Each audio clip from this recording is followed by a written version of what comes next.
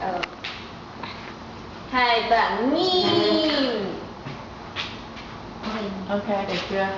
Okay, my name is Tiger, but today I'm going to talk to you about the importance of recycling. Okay, so please have a seat. And first, we can start with, I was going to print some images on the landfill, which is pretty amazing, but I hate to chop down more trees because of this, so I can leave it up to you to Google it at your free time, okay? So let's go over some facts. There are, for paper towels to decompose, it takes from 2 to 4 weeks for paper towels alone to break away, okay? And then it takes aluminum cans 500 years to break apart. And then up to 1,000 years for plastic bags. You know how much plastic bags we go through every day? Okay, from the grocery store. So along with the decomposition of these items, we also have harsh chemicals that would leak out into the environment. So recycling is the processing of used materials to turn them into new products to prevent the waste of potentially useful goods. Okay? And with that in mind, we can talk about some reasons to recycle. First, we'll mention the landfill, or the sites that we use to dispose waste materials. And it's actually made up of layers of clay soil. We would have a layer on the bottom and the layers on the sides. And then we would dump all our trash in there and then cover it with another layer of clay soil on the top. Now, the EPA, which is the Environmental Protection Agency, regulate this practice throughout, I guess, the United States or the country. So, can we pile trash in the landfills forever? Probably not. So we can overfill these landfills to where the borders, the clay borders would break apart and it would release dangerous chemicals that would be harmful to the environment. Okay? So the chemicals that are released from the breakage of these borders from the landfill, we can cause damage to the fragile ecosystems. Our trash that we pile up will eventually shrink the habitat for the animals.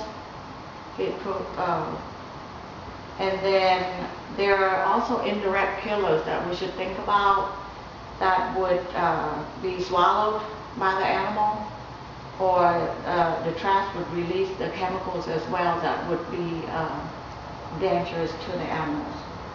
Okay, so with all that, we can talk about the benefits of recycling.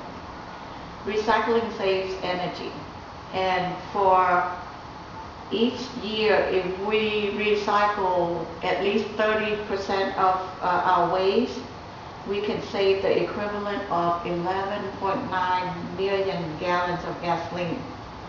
We can decrease greenhouse gas by 25 million cars taken off the road. And we can use less energy to recycle material than it does take the amount of energy to use virgin products, virgin materials. So example would be recycle and reuse paper versus cutting down trees to make new paper. So recycling also saves money.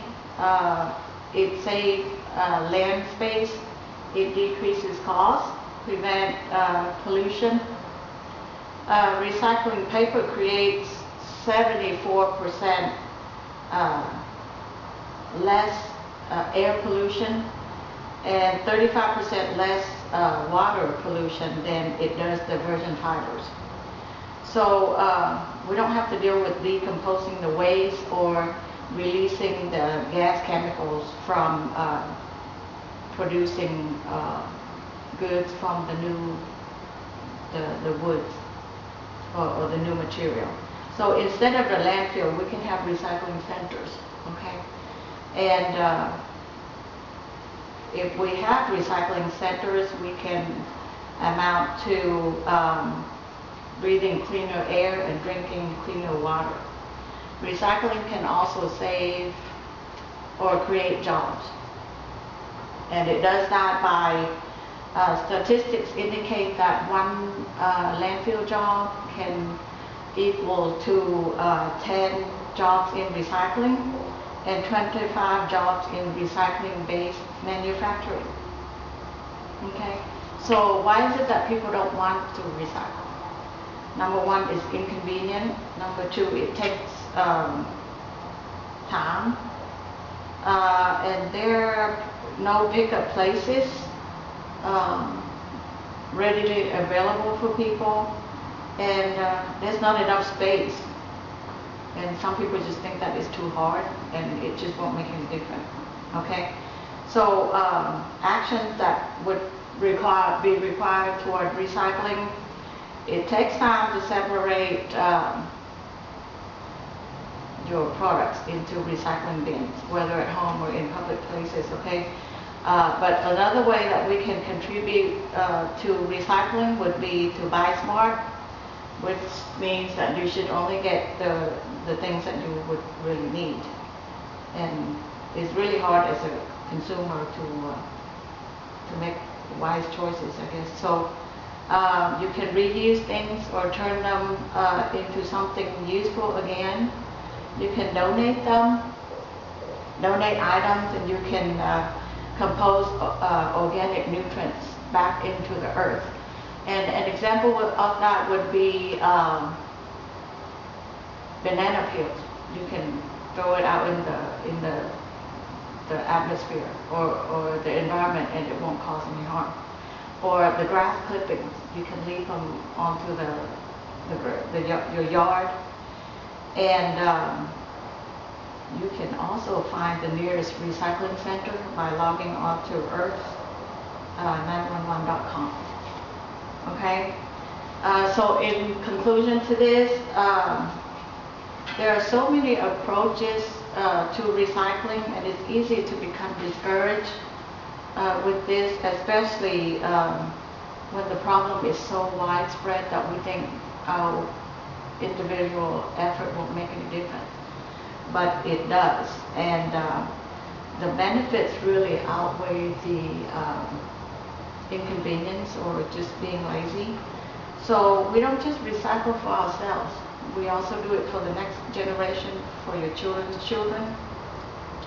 We can preserve the earth's beauty, we can preserve your natural resource, and you can maintain a safe environment for the animals as well. So your small acts of recycling goes a long way, and I will continue to encourage you to recycle, and you will live every day knowing that you are the contributor as to why the earth doesn't look like a huge garbage dump. Okay? So I thank you for everybody for coming together today to make my study a very successful. Thank you. Okay, so do we have any questions? Well, I have a question. So Okay. besides paper, what other items that you can use to recycle? I know we can recycle plastic, like your milk jugs, your juice containers and all that, aluminum, metals, all that. But when you contact the recycling center, they normally have a resource list for you, and it indicates specifically whichever item that is to be included into your recycling bin. Okay. There's actually a lot of things that we don't realize we can recycle. Okay, anything else? I think that's That's all? Okay, that's it then. Thank you. Thank you.